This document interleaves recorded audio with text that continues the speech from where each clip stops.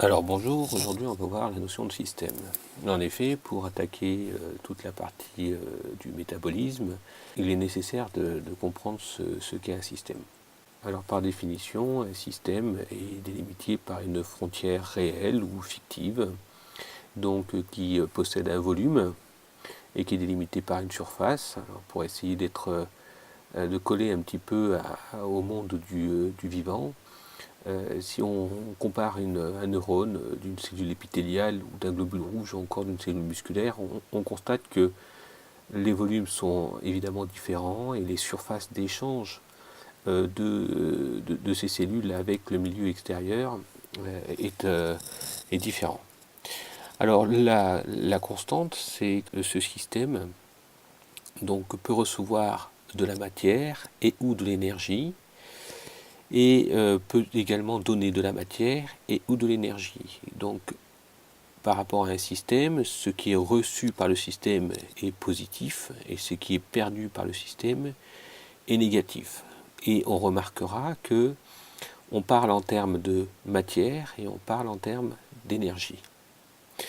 Alors, donc, on peut distinguer trois types de systèmes. Un système qui est ouvert est un système qui, donc, peut partager de l'énergie avec le milieu extérieur, mais également de la matière.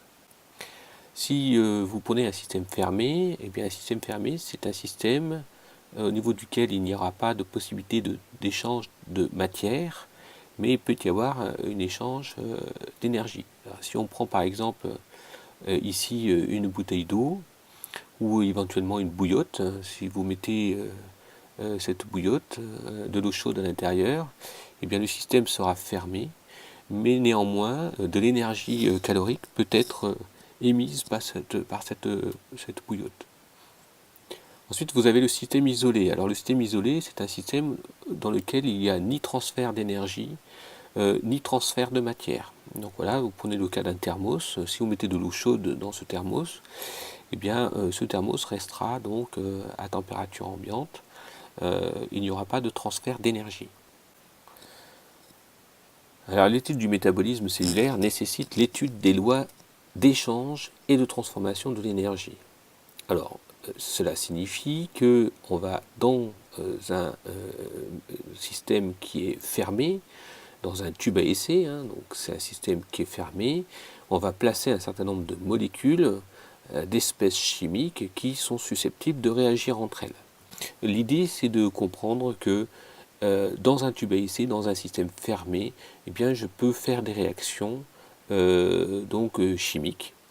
Et je vais donc essayer d'en sortir un certain nombre d'informations, des propriétés particulières, et les transposer dans le monde vivant, c'est-à-dire transposer ces réactions dans la cellule, puisque ce sont des réactions qui ont lieu normalement dans la cellule.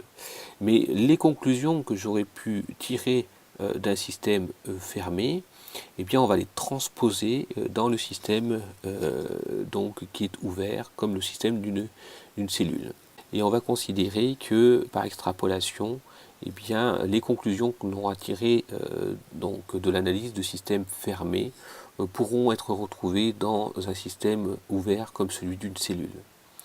Alors en fait, il est ouvert effectivement parce que si vous prenez le cas de cette cellule, eh bien les entrées dans ce système, c'est par exemple l'oxygène, c'est par exemple le glucose, et la sortie de la cellule, eh bien c'est l'énergie chimique, c'est du dioxyde de carbone, pardon, de l'eau et de l'énergie qui en est libérée.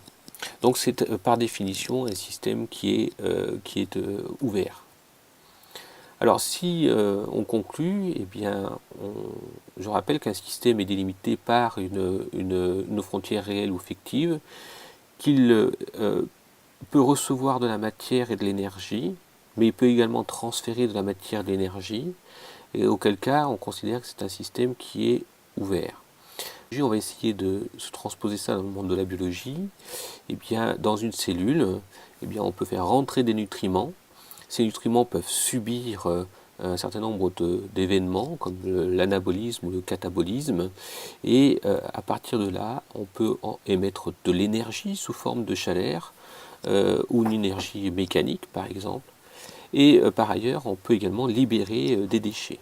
Donc c'est par définition un système qui sera ouvert. Tout le métabolisme qui sera étudié par la suite sera considéré dans un système qui sera ouvert, mais étudié dans des systèmes donc, de tube à essai, donc des systèmes qui sont fermés. Voilà.